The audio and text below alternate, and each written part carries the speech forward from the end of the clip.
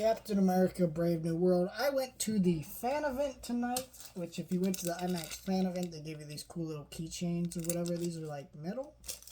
See, is this metal? Let me open this up. I haven't checked this out yet. Oh yeah, I was right. This is a metal. It says IMAX America Brave New World. Pretty cool. This is actually my first Marvel movie in IMAX. If you know me, I'm not a huge Marvel fan. It's not that I don't like Marvel. I do like Marvel. I'm just more of a DC guy. DC's been failing me in the movie department. Marvel's kind of not been. And, yeah. But that's a whole different story. Anyways, just want to say, as the IMAX actually did add to this one. And I think if you see this one in IMAX, you are definitely not going to be disappointed. There's some great flying sequence action scenes that are really well done.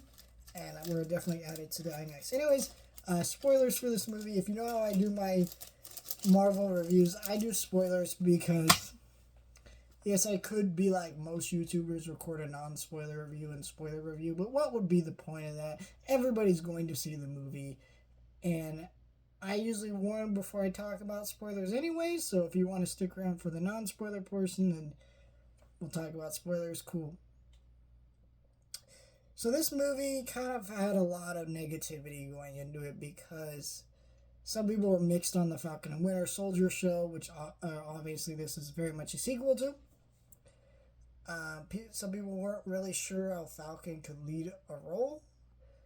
And everything else he's been kind of a co-lead or side character. So how's he going to carry a movie by himself, And, I get that. And I think also there's been a lot of rumors about all these reshoots that were kind of not what we've been told to believe by some scoopers out there, but that's why you shouldn't believe that shit anyways. Or at least, if you hear that, take it with a grain of salt. But then, also a bunch of other stuff that was kind of concerning that I don't need to go into. But honestly, sitting down and watching this movie, it's a middle of the road Marvel movie. I think there are this one's probably up there for me in terms of middle of the road Marvel movies. Like it's closer to the lower end than the top end.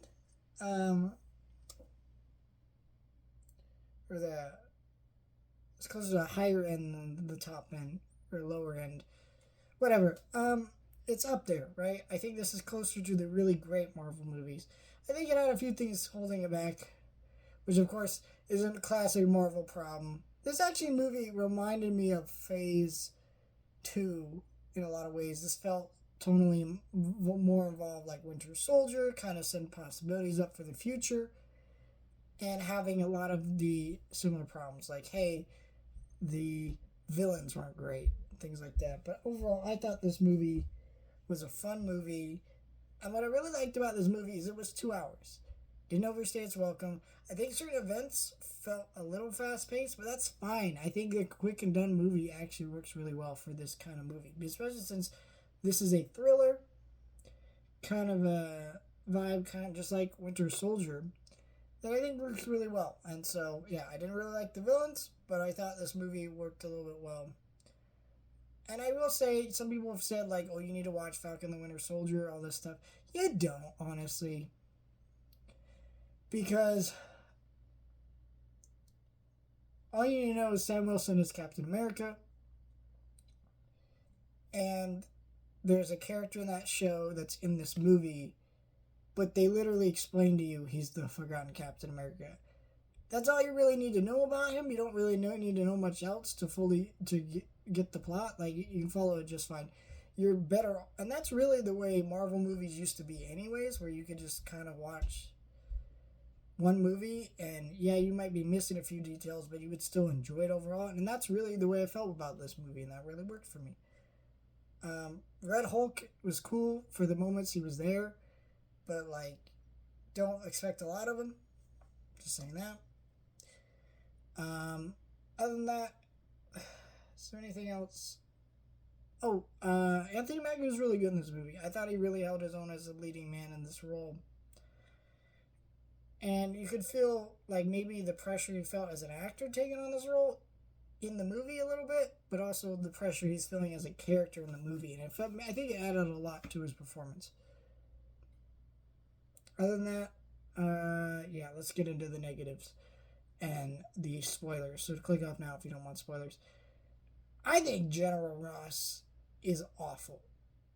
First of all, he's just a completely different character. I don't understand casting Harrison Ford in this role. First of all, the actor who played this character died. So they recast him with Harrison Ford, who I believe is actually older than the actor who played General Ross originally. So what the fuck are you even doing, first of all, with that? But, like, he doesn't act like that character. He makes a lot of stern decisions. And I also don't feel like they really do a good enough job of really showing you why this guy was elected president in the movie. I thought, like, oh, he's going to run a campaign and then get elected at some point in the movie. But no, he's already elected by the time the movie starts. I'm glad that they actually showed him by the end of the movie not being president. I just feel like, oh, he has a daughter now. All these subplots in this movie that just felt like I wasn't watching the same character. I think it's fun have Harrison Ford being the president again as a fan of Air Force One, but overall, like, I don't understand. Why is he the president? It's cool he wanted to restart the Avengers, I guess, but also, like, his reasoning for wanting to restart that didn't make a lot of sense. For me, I don't know. The villains of this movie, Giancarlo Esposito is an incredible actor. He's so ridiculously underused in this movie. Like, why would you get such a great actor to do fucking nothing? What the fuck? The villain from Incredible Hulk, I don't understand why he's here as a villain. His plot didn't make a lot of sense. Other than that, I really like our new Falcon. I thought he had some great moments, and I'm excited to see him become an Avenger. All that stuff go down.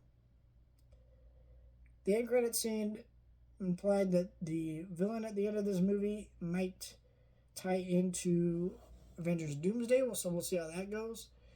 But yeah, I kind of wish the post-credit scene kind of gave us an idea of what our new Avengers team is going to look like. You know, you're hinting at the Avengers, but I'm not really seeing it so far. Because who would that be? I mean, Ant-Man, I guess, because he's still around. And, you know, I mean, obviously you got Captain America, Falcon, and She-Hulk maybe, and Hulk. I don't know. Miss Marvel, Kate Bishop, like some characters I could see being on the team, but we'll see what happens. I don't know. I think I also think it's funny that this is a political joke, so take this with a grain of salt. That the president in this movie commits crimes and actually owns up to them and spends time in prison. And our current president has actually committed multiple crimes and is currently committing more and probably will never spend time in prison, which is both sad and hilarious and makes me want to kill myself. But yeah, also I would want to say the visual effects are pretty rushed in this movie, and I didn't really like quite a bit of them. Even Red Hulk kind of just looked a little bit off. Like, not a whole lot, but enough that it was distracting. And yeah, very flawed movie. Let me know your thoughts, section, subscribe.